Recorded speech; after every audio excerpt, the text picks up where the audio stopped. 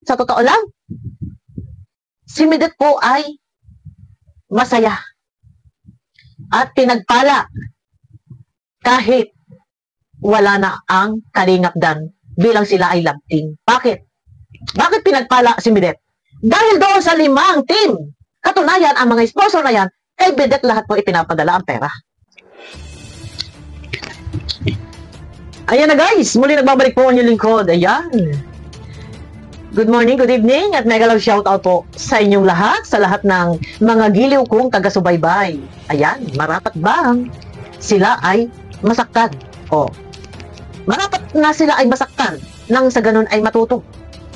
No? Pero bago yan guys, bago tayo magpatuloy, pakiclick naman po muna ng thumbs up nang sa ganun po ay suwak sa panlasa ni YouTube, at saka dun po sa mga hindi pa po nakaklik ng bell guys, pakiusap naman po, pakiclick naman po ng bell nang sa ganun po ay updated kayo sa aking mga video na i-upload. Ayan. Dito guys, sa ating thumbnail. Ayan. Masakit pa sa Naberginan. Masakit pa ba? Sa Naberginan? Alin ang masakit? Ito guys ha, good vibes lang po tayo. Kasi umiiwas ako dun sa mga issue-isyong awayan sa mga kumakalaban sa Kalingap. And iwas din ako sa isyong pangingialam o mga away sa mga kapwa reaktor. Kasi yan naman po talaga ay bawal. Ay tayo po ay makikinig sa pakiusap ng mga founder at ng co-founder. Kaya good vibes muna tayo. Dito tayo sa love team, no? Ayun na guys, na makikita nyo dyan sa thumbnail. Masakit pa? Masakit pa sa Naberginan. Yan. At selos ng selos. Jowa nyo ba? May karapatan ba kayong magselos? Yan. Marapat lang na masaktan nang sa ganun ay matuto. Yan. Yan din yung atin sa title, no? Dapat lang masaktan nang sa ganun ay matuto. Lesson learned. No. Dahil marami pa ang love team. Hindi lang iyan ang ating masasaksihan sa programa ni Kalingap Rab. Hindi lang po iyan. Marami pa. So, lesson learned ang mga nangyari. Sa susunod, kung meron man kayo iidolo nyo, mga love team, o susuportahan, ay dapat. Guys, ang higit na suportahan po natin ay yung programa ni Kalingap Rab. Lahat ay panoorin. Lahat ay yakapin. Nasa gano'n naman, bandang huli ay hindi kayo masaktan. Dahil wala namang seryosohan. Meron man, ay huwag niyong igaya si Kalingap Dan doon sa inyong inaasahan o sa iba na inaasahan ninyong magiging sila. Selos kayo ng selos. May karapatan ba kayo para magselos? Jowa niyo ba? Eto guys, no. Ini-address ko naman tong video na to doon sa mga parang kung makapagsalita ay akarami kong mga sino binabasa si Kalingap Rab, si Kalingap Dan, nasobrahan. Kaya yung sabi ko, noong nakaraan, sige, sa kagaganyan nyo, magbas kayo ng magbas. Ay, baka bandang huli, ngal-ngal kayo. O anong nangyari? Ayun yung kasi tantanan eh. Mismo doon pa sa group chat.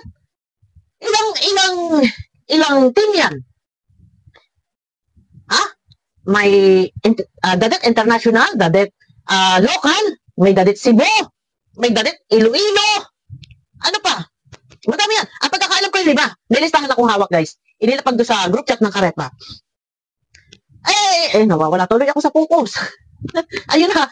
Lesson learned guys, no? Sa susunod, lumugar kayo sa dapat kalugaran. Nasa ganun naman po ay hindi naman mawendang ang director natin na matataranta pati director natin. Nasa halip ay pagpatuloy ang inyong mga sinusuportahang mga love team ay kung ganyan din naman po na nauuwi sa akala mo kayo mga jowa, akala mo kayo mga asawa, na jowa na eh, akala nyo nagtaksil.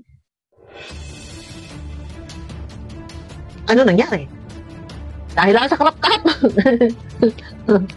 Dahil lang sa karap-karap, ayan, babalik-balik na naman tayo, pero hindi pa nga po rin tapos. At kagabi nga lang din po, talaga namang marami po ang mga nag-iyakan at nasaktan.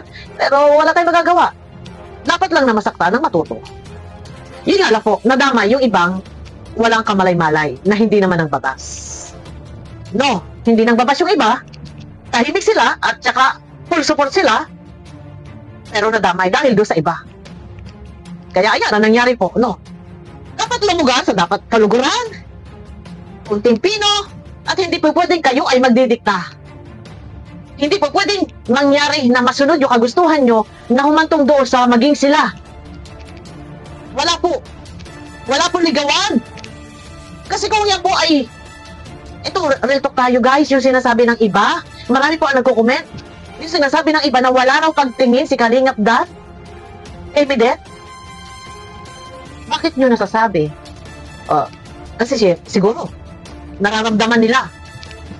Pero, yun nga, wala raw pagtingin. Pero kung ako ang tatanungin, ha? May pagtingin ba si Kalingap Dan kay Medette? Kung ako guys ang tatanungin, kung yan ay may pagtingin, ipaglalaban niya ang dadet. Ipaglalaban ni Kalingap Dan ang dadet. Kung merong love, hindi sila maghihiwala. Pero, ito guys ha, ito ay mga kwento ko, mga opinion ko. Ang ating highlight ng topic dito ay dapat lang na masaktan para matuto, no? So, ito guys, no?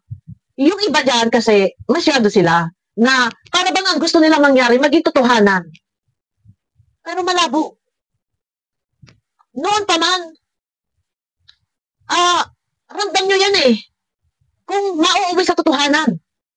Kasi 5 months na or 6 months na ang dadet na nasa ere.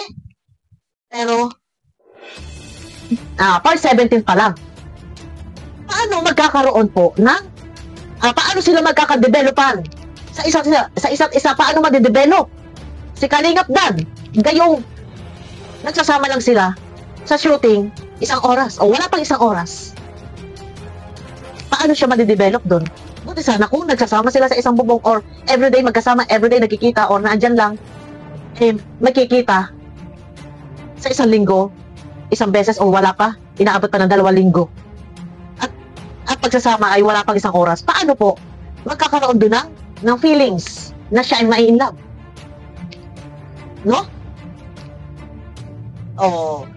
Pero yun na nga, hindi dapat mag-i-expect yung iba na agad-agad ay maging serious. Dahil kung yan ay totoo na may feelings si Kalingap Dan, hindi sila papatinag. Pero yun nga sabi ko, hindi dapat mag-expect yung iba kasi good vibes nga ay kulit. Good vibes nga eh. Kaya okay lang yan. Marapat na masaktan kayo. Nang sa ganun ay matuto. Lesson learned na next time, iiwasan, wag na wag pong ibabas si Kalingap Rob, si Kalingap Dan, si Kuya Bal, sino man sa mga Kalingap Angels. Diyan na, binabas din nila si Joy. Ano nangyari? No? Iiwasan po. Wag na wag ninyo ibabas. Pasalamat nga, nabibigyan kayo ng pinagkakaaliwan nyo, ganitong good vibes. Kaysa ma-stress kayo, nalilibang kayo. Pero pagka ganyan naman po, ang gagawin ninyo, stress po ang inaabot ng direktor. Kita nyo yung ginawa kay Ate Nelia, baka sabihin nyo tayo pauli-uli na para silang plaka. Hayaan nyo lang. Wag nyo kami pakialaman. 1 day issue, 1 week issue, okay lang yan. Wala pakialam. Wala kayong pakialam. Kaya kayo, ito yung mga ibang nairita sa mga reaktor, ay, sige po, mairita po kayo. Kayo po, bahala. Kayo po yung magdadala niyan, hindi po kami. Kita nyo dyan sa picture, sa pogi na lang ni Kalingap Dan. Sige, mairita kayo. O, di ba? Kayo din, ang nawalan. Basta kami na dito at hanggat hindi po kami pinagbabawalan ni Kalingap Rob. At wala naman po kami ginagawang masama kahit meron man po pumipigil na wag i-post. Wala naman po kami ginagawa, hindi naman po namin pinupost. Katunayan nga sabi ko, wag, ito bibigyan natin ng panibagong reaksyon, no?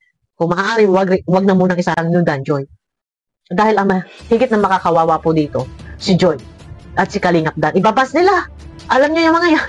Ibabas nila. Pero abangan po natin kung ano ang magiging status ngayon ni Kalingap Dan.